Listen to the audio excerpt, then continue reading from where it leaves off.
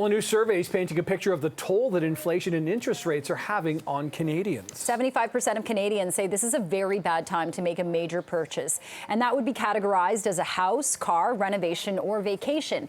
That number is up 20% from 2019 and 2020. And here's some of the other findings. 28% of Canadians are barely keeping their heads above water financially, and 53% don't have confidence in the Bank of Canada's decision-making. The survey has a margin of error of plus or minus 2 percentage points, 19 times out of 20. Okay, so let's put a little perspective on these numbers and bring in Ian Lee, an associate professor at Carleton University's Sprott School of Business. Ian, thanks for joining us this morning to help us sort of understand and dissect these numbers. When you think about a lot of people saying, you know what, this is not the time to make a major purchase, there's a real psychology behind this. How concerned are you about where it appears Canadian psyche is when it comes to spending?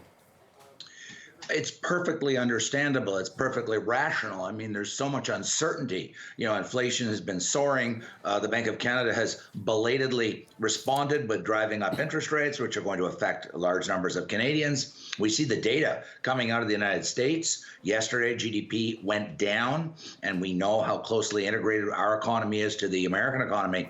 So I thought that the polling data showed that the what's sometimes called the intelligence of democracy. That is to say, ordinary people understand what's going on, and they're processing that information. Yeah, and Ian, the economy is cyclical. 28% of people say they're at the financial brink.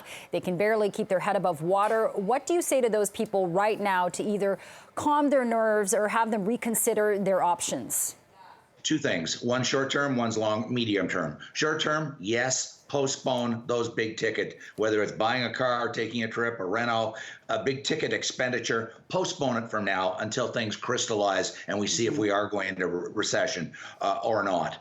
Medium term, there is light at the end of the tunnel. The Bank of Canada is projecting, and I think their data is reasonable, that by the end of 2023, inflation will be down significantly. Not back to where it was, but it's going to be down from the highs. Gas prices are projected to be down. So if they can just tough it out for the next 12 to 18 months by postponing those big ticket, non-essential purchases, then they will get to the light at the end of the tunnel. Yeah, sorting out wants and needs is always so crucial, Ian. And it's interesting, you just mentioned the Bank of Canada in that last answer there. I found the number fascinating here, and that more than half of Canadians appear not to have confidence in the Bank of Canada's decision. And that's interesting because that's a line Pierre Poilievre, one of the potential leaders for the Conservative Party of Canada, has really been drilling down on, saying he would even fire Tiff Macklem. What does that say when the country doesn't have faith in the Bank of Canada?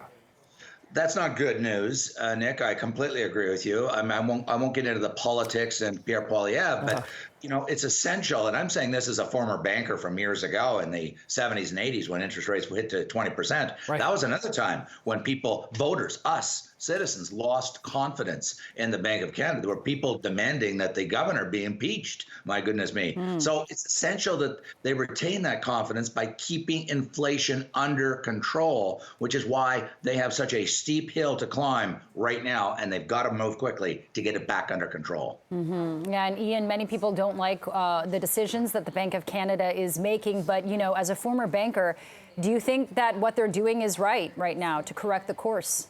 I do. I wish they'd responded a year earlier. I think they left it for too long. And I know it's, hindsight's 2020, except that I was saying this and others were saying this a year ago in April 2021, saying that the inflation genie was coming out of the bottle and they should have started moving rates up more slowly, more gradually, because when you postpone it, the pain and the medicine you have to take just gets bigger. And that's exactly what we're seeing now. We're seeing bigger rate increases than if they'd started a year ago. But better late than never.